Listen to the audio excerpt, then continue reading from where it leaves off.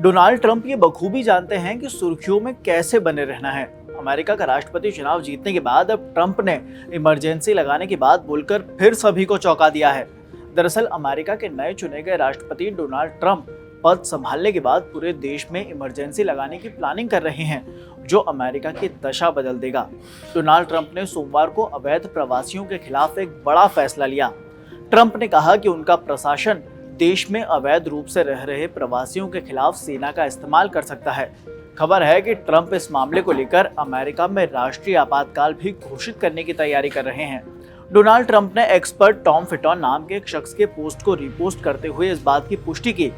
Tom फिटॉन ने x पर लिखा था कि खबरें हैं कि ट्रंप प्रशासन अमेरिका में नेशनल इमरजेंसी लागू कर सेना की मदद से घुसपैठियों को निकालने की तैयारी कर रहा है। इस पोस्ट का जवाब देते हुए ट्रंप ने लिखा, सच। ऐसे में सवाल ये कि क्या वाकई ट्रंप के आते ही अमेरिका में इमरजेंसी लगाई जाएगी? एक्सपर्ट्स की माने तो अगर सच में ट्रंप ऐसा करते हैं तो ये एक चौंकाने वाला कदम होगा, क्योंकि अमेरिका की ये दिशा और दशा दोनों को ही बदल कर रख देगा। पहले ये समझते हैं कि आखिर इस नेशनल इमरजेंसी का मतलब क्या है। दरअसल अमेरिका में राष्ट्रीय आपातकाल एक ऐसी स्थिति है जिसमें सरकार को ऐसे काम करने का अधिकार होता है जिसकी आम तौर पर अनुमति नहीं होती है। मीडिया रिपोर्ट्स की माने तो मार्च 2024 तक अमेरिका में अलग अलग समय पर 42 आपातकाल घोषित किए जा चुके हैं। ऐसे में ट्रंप भी राष्ट्रपति बनने के बाद नए आपातकाल की घोषणा कर सकते हैं। हालांकि AIC के 1 अक्टूबर 2024 की रिपोर्ट में बताया गया कि सामूहिक निर्वासन से अमेरिका का सकल घरेलू उत्पाद यानी कि GDP 4.2 से 6.8% तक घट सकता है। इसके साथ ही अमेरिकी सरकार को कर राजस्व में भी भारी कमी का सामना करना पड़ेगा। दावा है कि साल 2022 में अवैध प्रवासियों ने संघीय करों में $46.8 बिलियन और राज्य और स्थानीय करों में $29.3 बिलियन का योगदान दिया था।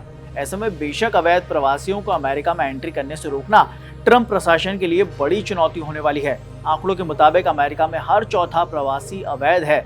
US department of homeland securities के आंकड़ों से पता चलता है कि साल 2020 के बाद देश में अवैध प्रवासियों की संख्या में बढ़ोतरी हुई है।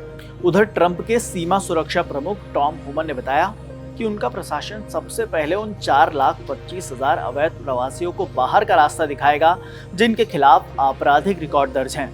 टॉम होमन ने 2 टूक चेतावनी भी दी कि जिन डेमोक्रेटिक शासित राज्यों ने इस निर्वासन मुहिम में सहयोग करने से इनकार किया है, उन्हें रास्ते से हट जाना चाहिए।